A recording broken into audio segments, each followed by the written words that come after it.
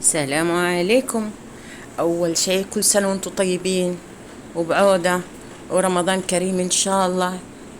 لا يعود علينا كل عام وكل سنة وإحنا طيبين وبخير، وحوالينا أولادنا وأحبابنا وأصحابنا وكل الناس الحلوة. هذه عندنا الآن عندي رحت الحلقة، لقيت الطماطم مرة رخيصة، أخذت لي كرتونين، الكرتونين فيها 45 كيلو.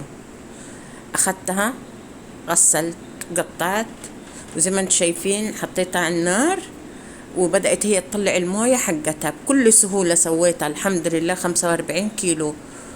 وجبت الهاند بلندر صراحة، وبدأت أنا خليتها تطبخ، غسلتها وقطعتها وحطيتها على النار، تبخرت، بدأت تطلع.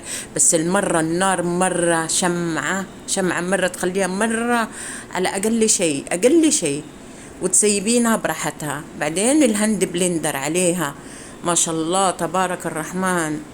الهاند بلندر اللي ما عندها تجيبه، اللي ما عندها هاند بلندر تجيبه. نعمت لي الطماطم مرة، خلتها شيء مرة ناعمة وهي على النار قاعدة تطبخ. نعمتها بالهاند بلندر، وبعدين خليتها مرة تطبخ لما قل حجمها. شوفوا كيف هذا أنا قاعدة أضربها بالهاند بلندر، وبعدين لما لقيتها تاني يبغالها رجعت تاني ضربتها. لما تلاقينها يبغالها اضربيها، قلبي بالملعقة وشوفيها. وخليتها تطبخ. شوفوا كيف خليتها تطبخ مرة لما نقل حجمها وجمدت شوية.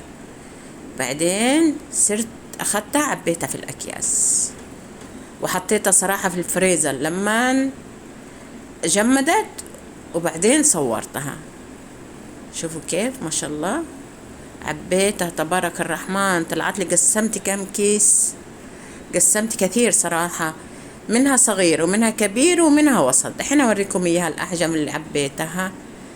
الوسط خليتها للإدامات، والكبيرة للشوربة. احنا تعرفون شوربة كويكر أو حب زي كده، ولازم نسويها بالطماطم صراحة.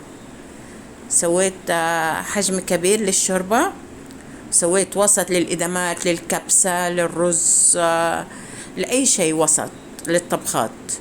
والصغيرة الأكياس الصغيرة خليتها للتونة. نبغى نسوي تونة بالكشنة، نبغى نسوي بيت شكشوكة. هذه المرة الطريقة مرة معتمدة، لا حطيت ملح ولا حطيت صلصة ولا حطيت أي شيء. لو احتاجت وأنا بطبخ، لو احتاجت الصلصة بحط صلصة. صراحة ما حطيت ولا شيء. اعتمدوها يا بنات، الطماطم مرة رخيصة، وهتقعد معايا فترة طول شهر رمضان إن شاء الله، ويمكن أكثر كمان الله أعلم. شوفوا ما شاء الله. هذه بعد ما جمدتها طلعتها من الفريزر علشان أصورها المقطع النهائي. شوفوا كيف هذه الوسط، شوفوا هذه الوسط، هذه الوسط. ايوه هذا الكيس الوسط، ايوه هذا الوسط. ما شاء الله عبيت كثير. وهذه الصغيرة للشكشوكة بقى، شو اسمه هذا، طبخة سريعة صغيرة كده ما في أحد عندي. هذه الكبيرة حق الشوربة والمحاشي شوربة.